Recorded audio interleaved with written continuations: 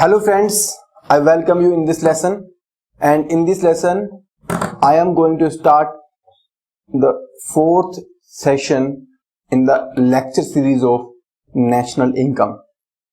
So in this session I'll be covering the output method, and in the output method we have already covered the gross value added method, and we have already covered the GDP, gross domestic product. Now we will discuss the NDP and we will discuss the depreciation. We will also discuss the associated terms like economic territory and the difference between the resident and the citizen. And before I move ahead, I'll recap the previous discussion in just 2 minutes so that you can have a better correlation with the discussion that we will do. So first of all, let us quickly see where did we start. So we started with the output method, and in the output method we said that the GVA, gross value added, can be calculated when we add up the contribution of all the factors of production. It becomes GVA at the factor cost, right? And if this GVA at the factor cost, inside this if we add the net production taxes, then it becomes the GV at the basic price or GV at the producer's price, right? And the alternative way is that we take the output value and we reduce the intermediate consumption. Then also we can get the GV at the basic prices, right? So this thing we have seen in detail, and this GV is calculated for 11 different areas. GV at factor cost, this is equal to GV at the basic price minus the net production taxes. What is the meaning of production taxes? Production taxes means the taxes which are imposed irrespective of the level of production, and similarly the production subsidies which are given irrespective of the level of production. So we have given some different example. Now what is the process of calculation of national income in the value added method?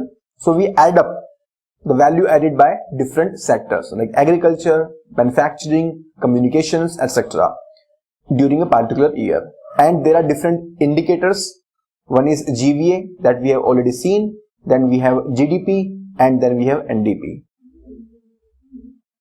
Now coming to the GDP and NDP, first GDP. So GDP is when we add the net production taxes to the GV at the basic price, we get GDP at the market price. So this GDP at the market price is equal to GVA at the basic price plus the net indirect taxes. GDP, it is the money value of all final goods and services made within the economic territory of a country during a specified period.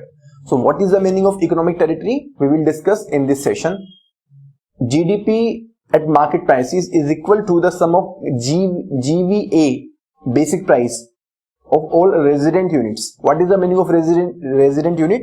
We will discuss in this session, plus the taxes less the subsidies. And when we say taxes minus subsidies, they are basically the product taxes and product subsidies. These product taxes and product subsidies are different from the production taxes and production subsidies. These product taxes are based upon per unit. Similarly, the product subsidies are based upon the per unit of product. Why GVA is calculated? First of all, GVA is free from the fluctuation in the indirect taxes, and then we can calculate the GVA for each of the sector, and the policy makers can make the policy. The GVA and GDP, the difference between the two indicates the indirect taxes, and if this gap is increasing, that means the indirect taxes are increasing, otherwise there are decrease, right? So we discussed till here. Now in this session we will discuss the concept of net domestic product.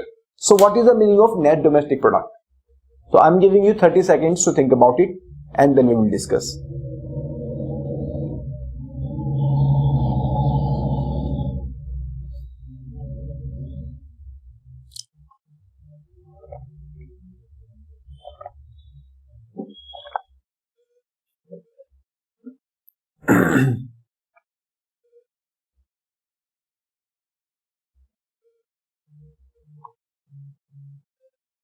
So we have already seen GDP, gross domestic product. We have already seen GDP, and this is NDP, net domestic product. So what is the difference? So difference is of net and gross, right? Now in this gross GDP, what is the gross GDP? It is the value of all final goods and services. All final goods and services, right? So final goods, the final goods which are produced, we take up the value of all those goods and we take up the value of all the services, right? So these final goods and services, right? Now out of these final goods and services, there are certain goods which actually don't add to the economic production, rather they are just causing the replacement of the old fixed assets, right? For example, if I say that I need to produce this pan, right? Now to produce this pan, I have to have one machinery. So this is the suppose machinery to produce this particular pan, right? Now this machinery, it is used for multiple years, right? So any machinery, if we buy any machinery, it is not consumed immediately. The economic life, the useful life of the machine is normally of many years. So for example, we say that the economic life of this machine is 5 years. The useful life is 5 years. Now the value of this machinery is 10,000 rupees. Every year, so it is in the year 1, right? In the year 1, the life is 5 years and value is 10,000. Now in the second year, the value will decrease or increase, the value of machine. It is very commonsensical that the value of the machine will come down, because for 1 year the machine has already been used up. So the useful life of the machinery has been reduced. That is why, for example, the value will come down to 8,000 rupees. Similarly, in the year 3, will the value will be less than 8,000 or more than 8,000? The answer is it will be less than 8,000. And why is that? This will be less than 8,000 because again the value, the basic economic life of the machinery has been reduced. The machinery has already been used up for 3 years, right? This is how we see that the value of the machinery is coming down, and at one point of time the value will become 0, and at this point of time when the value becomes 0, we will need a new machinery which will replace the old machinery. We will need a new machinery which will replace the old machinery, and this kind of replacement is not adding to new production, rather it is just replacing the old machinery. That is why we will not include this replacement in the current year's production, right? And how do we calculate that how much amount we should not include in current year's production? So that amount will be reflected by this difference. So this difference is called depreciation. So this reduction in value from 10,000 to 8,000, that is reduction in value by rupees 2,000, this is called depreciation. This depreciation of 2,000 rupees is representing that this 2,000 rupees is actually not the new production. This is just the replacement of the already being used or already machines being used in the production process, right? So that this is the reason that depreciation will not be included in the current year's production. However, in this GDP, this depreciation is already included. So, to check or to calculate the pure production value or more accurate production value, we will reduce the value of depreciation from the GDP, and what comes is the NDP, net domestic product, right? So the GDP is already including those final goods which are being used as a replacement of the old machinery, old fixed asset. However, it is not giving the correct picture, because the machineries or the fixed assets which are replacing the old fixed assets, they are not coming to the economy. They are not coming to the economy as the new production. They are just replacement. So, to show the correct picture, we reduce such value in the form of depreciation, and what comes up is the net domestic product. I hope the concept is clear to you, right? So this is the meaning of net domestic product. So net domestic product is arrived at after deducting the consumption of fixed capital. And what is the meaning of consumption of fixed capital? So in the previous example we saw from 10,000 to 8,000, this 2,000 is the consumption, right? This used up value is 2,000. So consumption of the fixed capital from the GDP. So NDP is equal to GDP minus the consumption of fixed capital or depreciation. Consumption of fixed capital means, what is the meaning of consumption of fixed capital? The meaning is reduction in the value of previously created fixed assets. So from 10,000 to 8,000, this is the reduction in the value of previously created fixed assets when they are used up in the production process. So NDP is the GDP adjusted for depreciation. NDP is the GDP adjusted for depreciation. Depreciation is the amount of capital used up in the producing that year's GDP, right? So in our example, the depreciation is 2,000. So 2,000 rupees is used up in producing current year's GDP. So NDP measures the output available for purchase, right? The GDP does not include, GDP includes that output also which is not available for purchase by the outsider. It is also including those assets which are being used up for replacing the fixed asset. So NDP is giving much more accurate picture. NDP is giving much more accurate picture. So what is depreciation? Depreciation can happen because of wear and tear of goods produced.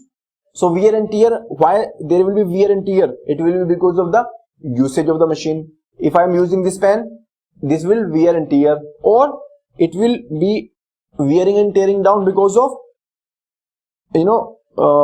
effects of time, right? So for example, if I buy a brand new mobile phone, Apple, the latest brand of Apple, after 5 years, don't you think that whether I use it or not, the value of that particular phone will come down? If I buy that phone in 80,000 rupees today, after 5 years, whether I use it or not, whether I keep it packed in my drawer, I don't use for a single moment also, and I keep it for 5 years. After 5 years, the value will come down to maybe 10,000 or maybe just 2,000 rupees, right? So this efflux of time is also one of the factors responsible for depreciation, right? The deduction is done because of the part of current produce goes to replace the depreciated parts of the products already produced. So part of the current produce is going to replace the earlier depreciated parts. This part does not add value to the current year's total produce. It is used to keep the products already produced intact, right? So the machinery which was already produced, that is being kept intact, and we are not adding any new value to the extent of 2000 per annum, right? So this is the meaning of depreciation. Now, economic territory. So in the definition of GDP, we used this terminology, economic territory. What is the meaning of this terminology, economic territory? So take 30 seconds and just think whatever you know about this, and then we will discuss.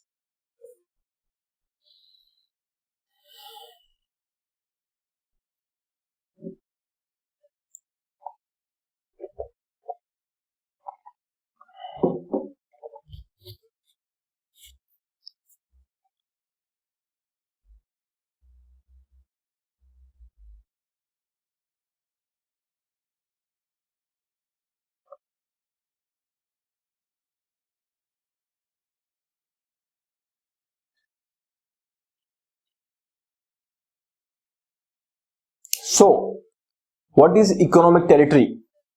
Right? Economic territory. So, there are two words, economic and another is territory. Right? So, territory is an area. Right? An area which is administered by a particular government. Right? That is territory. So, this territory can be simply the geographical territory. It can be the political territory, right? And we are talking about the economic territory. So, why, first of all, where do we use this term economic territory? So, this comes in the definition of GDP. In the definition of GDP, we say that all the resident units in the economic territory of India, in the economic territory of a country, or in the economic territory of the India, right? So what is economic territory? So this is, for example, India,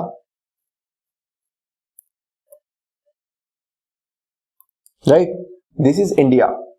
Now in this India there are some areas like USA embassy, right? And outside India has some embassy, for example, Indian embassy in USA or UK, right? This is India, and around India there is this coastal area, this territorial water, right? So some Indians, they are in the business of ships from India to outside India, right? One of the Indian company, ONGC, it has created one oil rig in the ocean, Indian Ocean, right? So these are the different areas where the economic activities are taking place in India and outside India. Now, which of these activities, which of these production activities will be part of the GDP? Or in other words, how do we determine that which activity is falling in the GDP? How much is the economic territory of India? This is the question. So the simple funda is wherever the Indian goods, capital and people, they can move freely. They can move freely as per the Indian laws. That area is called the economic territory of India, right? So now let us see each one of these areas and then we decide that are they falling in the definition or not.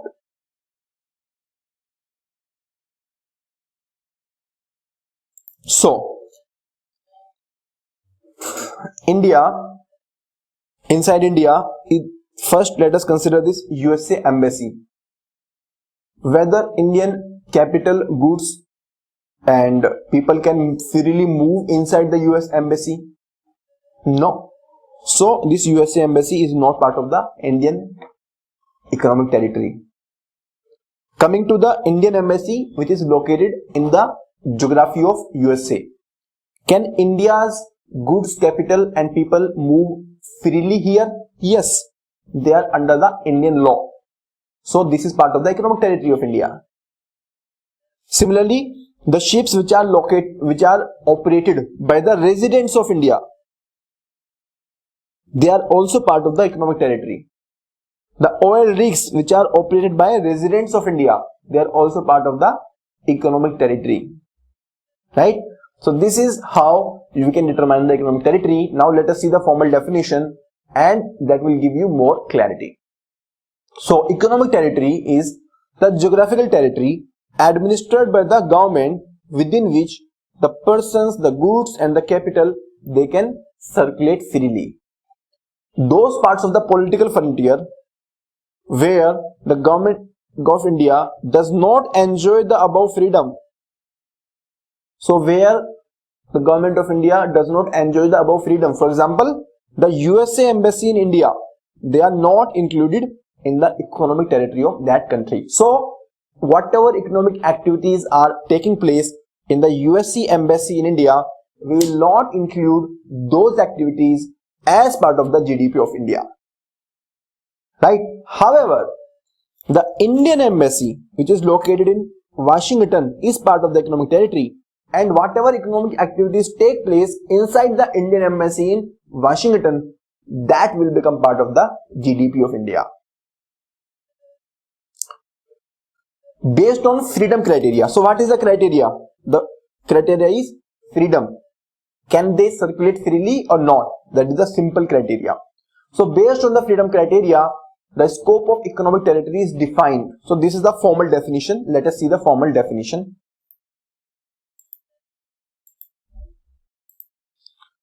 The political frontiers, including the territorial waters and air spaces. Territorial waters means up to 12 nautical miles. Right? Up to 12 nautical miles from the baseline. Embassies, consulates and military bases, etc. located abroad. So if any embassy, consulate or military base is located outside India, but that belongs to India, it is part of the Indian economic territory, excluding those located within the political frontiers. So the USA's embassy will not become part of the India's economic territory. Ships, aircrafts operated by the residents between two or more countries. What is the meaning of resident? We will see after we define this economic territory. So resident is different from the citizen. The resident is not equal to citizen. What is the meaning of resident? We will see. Fishing vessels, oil and natural gas rigs operated by residents. Again, the word is resident. Please be careful. The word is not citizen. The word is resident. In the international water. This is the international water. We are not talking about the territorial water. Territorial water is up to 12 nautical mile, and beyond 12 nautical mile, this is international water, or the other areas over which the country enjoys the exclusive rights or the jurisdiction. So you have to keep in mind the political frontier, the embassies, consulates, military bases, ships, aircrafts operated by residents, and the fishing vessels, oil and natural gas, etc. Here you can see this description of the this nautical mile territorial area. So this is the coastal area and these are the internal waters. So waters up to the baseline are the internal waters. And what is the meaning of baseline? Where there is low water mark, that is called baseline. So from baseline till 12 nautical miles we have territorial sea. So till here we have territorial sea. Beyond territorial sea, further 12 nautical mile we have contiguous zone. In this contiguous zone we have certain rights. For example, the right to control the pollution, we can carry some economic activities. Till nautical mile, till 12 nautical mile, till territorial sea, we have complete rights. We enjoy the complete freedom. However, in the contiguous zone, we enjoy limited freedom. And then EEZ, that is 200 nautical miles. So this is the 200 nautical miles, and till here we have EEZ. Here also we have some limited rights. And the area outside the territorial water. So area outside this territorial water, this is the international water. This is the international water. So these are the terminologies which can even be asked in the geography or maybe in the polity also. What you have to keep in mind, in the economic territory, we will include all the activities which take place inside this area, that is within the 12 nautical mile. So all the activities which take place here, they are part of the economic territory of India. They are included in the GDP, and the fishing vessels, oil and natural gas rigs, etc. operated in the international water. They are also part of the India's economic territory, and they form part of the India's GDP. Right? So this was the meaning of economic territory. I hope the concept is very much clear to you. Now, what is the difference between the citizen and the resident? So just think for few seconds and then we will see.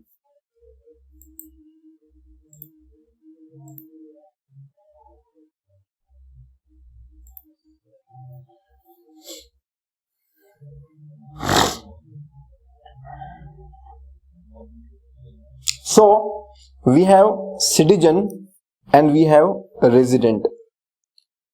Citizen word you have heard a lot of time. So citizen is someone who becomes the citizen of a country by birth or through some legal procedure.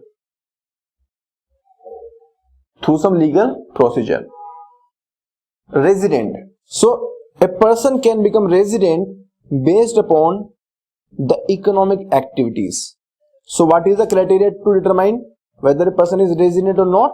The criteria is economic activities. For example, Mr. Richard, or take another example, Mr. Ram. Mr. Ram is citizen of India. He was born in India. He was brought up in India. But at the age of 25 years, he went to work in the USA, and he has been working over there maybe for 1 year. Right? So, will he be a resident of India or not? No, he is not a resident of India. He is the resident of USA, but the non-resident of India. That is why we call him non-resident Indian, NRI.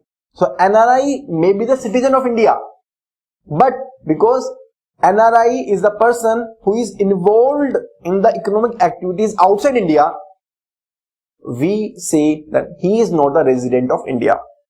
Similarly, we take another example. So we take the example of Mr. Richard. Mr. Richard,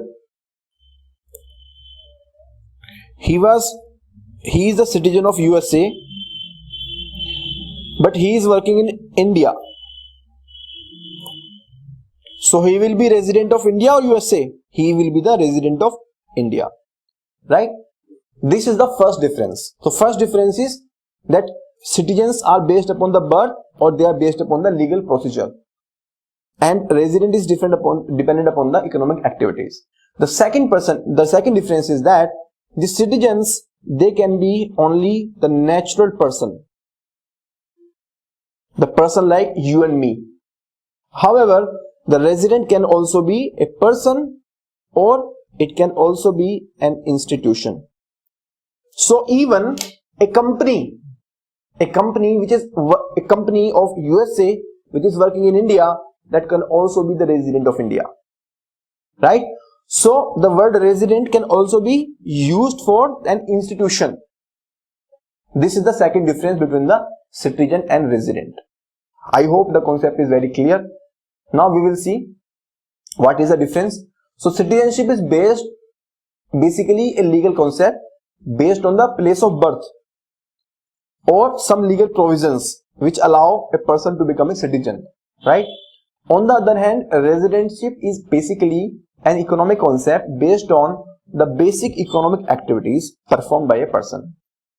A resident, whether a person or an institution, so please be careful, it is talking about person as well as the institution, is one whose center of economic activities lies in the economic territory of the country in which he lives. NRI are the citizen of India, but because their economic interest lies outside India, therefore they may be called as NRI or non-resident Indian, right? So with this, I complete this session. I hope you enjoyed the discussion. Thank you very much.